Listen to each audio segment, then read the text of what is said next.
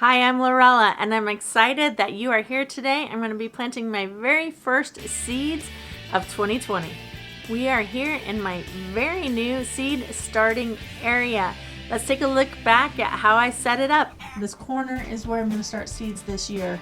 It looks really great, like these would be nice sunny windows. However, this is north and west, which means we only get afternoon and evening sun. Not enough direct sunlight to start seeds, so I am going to have to put a light in here. I originally wanted the table under the west-facing window, but then I couldn't open my cabinet for my laundry supplies, so I had to make a little bit of adjustment and move some things around. It fit in there eventually. Did you guys see where I put the light? Oh, there it is. Okay. I picked up a shop light when I was at Walmart. The thing that I checked, though, was that it had at least 5,000 lumens. And my gardener recently did a video about lighting for indoor seed starting, so watch that.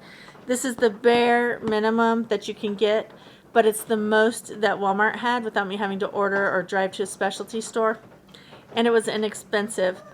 So this is what I got, but it also means I'm gonna have to have it really low, close to the plants.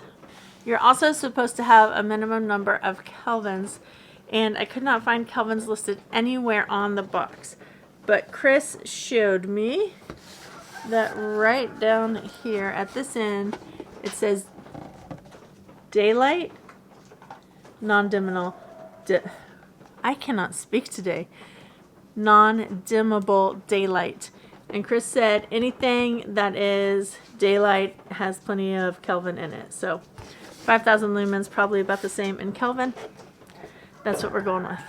Let's test it. Natalie on Hey It's a Good Life recently, she changed her, she started a growing station in her garage, or a seed started, we'll just go with growing station in her garage, and her light didn't work. So I'm going to test it before I hook it up. Woo, that's some bright light. That is really bright light. Do you guys see the difference between that? Okay, let's see. So here's the outside daylight. It's afternoon. Let the camera adjust. It's about 3 o'clock in the afternoon. Here's with the daylight light on. Look at that. That's an incredible difference. Chris's idea is to hang the light from the rafters using paracord and then using the chain that comes in the box to adjust the light up and down above the plant as it grows. I'm going to ask Chris to tie these for me when he gets home, because he's better at knot tying than I am. The light comes with 2 chains like this and some S-hooks, so you can hook it and then adjust the height accordingly. So I'll have about that much play in it, in the height of it, when it's all hooked up and ready to go. I'm using a soil block recipe today that I really like because it's easy to scale up or down. It's measured in parts, and it's pretty much 5 parts of everything except the fertilizer mix. The last time I made soil blocks, I used a farm standard measuring device of a Folgers coffee can. However, today I'm planting fewer seeds, so I'm going to be using an empty yogurt container. If you're going to plant a lot of seeds, then you could just as easily use buckets and mix it in to a wheelbarrow or something like that.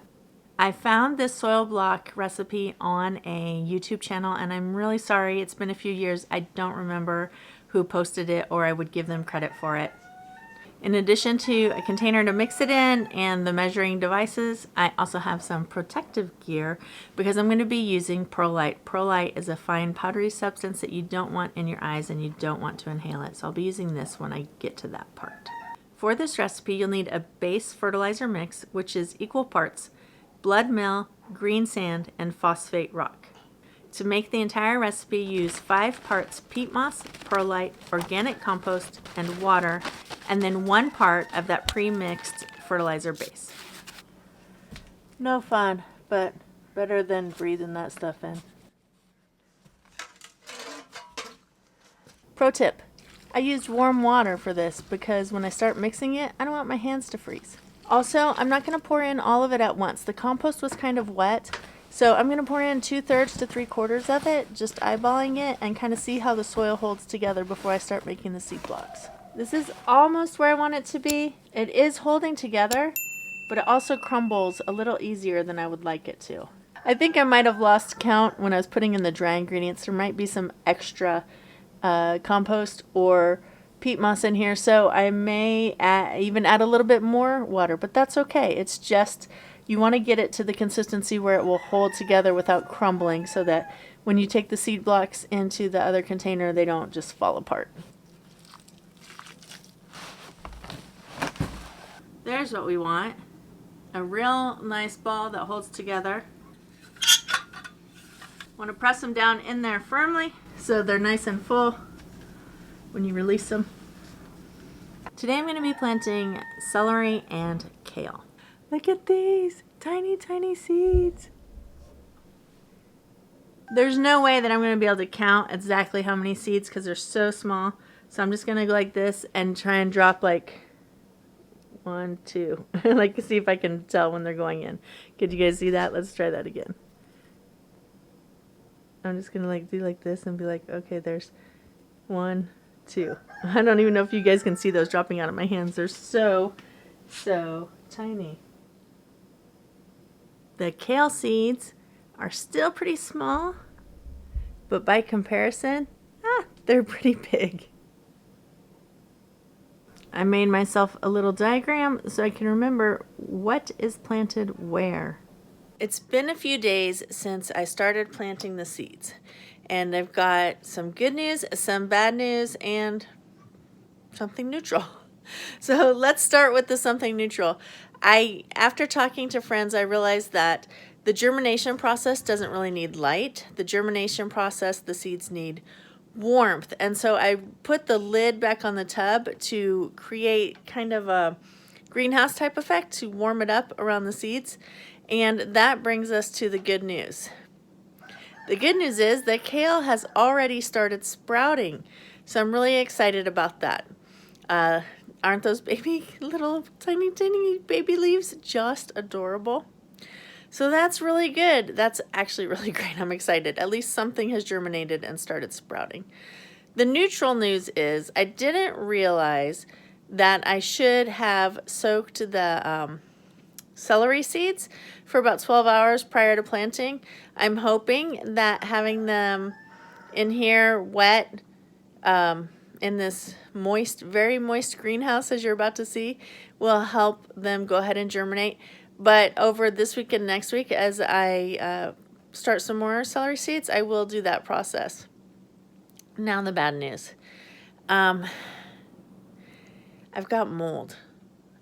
In this warm, wet environment, mold started growing. And so I reached out to my friend April, and she said that you can sometimes kill off the mold or prevent it by sprinkling it over with baking soda. So I did that today. Unfortunately, I got some baking soda clumps right in the little divot where I put the celery seeds, so I hope that they can push through it. I hope that the baking soda will kind of, like melt, dissipate, whatever over time. But going forward, before I plant seeds, I'm going to just sprinkle the tops of all of my new seed blocks with baking soda to help prevent that. Next time, I will probably sift the baking soda before I start sprinkling it around on the plants. I'll probably also use my hands and do like this. This morning my hands were wet and I just had a measuring cup and was just kind of doing like that. So it fell out a lot thicker in places than it probably should have. I will keep you posted and let you know whether any of these celery seeds do germinate and sprout. And then as I add in more, I will also document that so we can find out exactly what we should do and shouldn't do when we're growing celery. I've started a playlist for my Garden 2020. This is the year it's go big or go home. After 5 years of concentrating on raising meat and filling our freezer from our own farm, it's time to feed us our own fresh veggies and to store some. So this year, my garden goals are some to savor, some to store, some to sell, and some to share. I've increased my garden by 3 times its original size. So I would love for you to follow along with this journey. Make sure to subscribe and hit the bell so you'll get notified when a new video comes out. Thank you so much for watching, and we will see you on the next gardening video. It always helps if you push the record button before you start. That hurts again. Uh-oh, what did I drop? What did I drop? I heard it hit. Oh, okay. It's an S-hook. There it is. All right. Ah, found it. S-hook.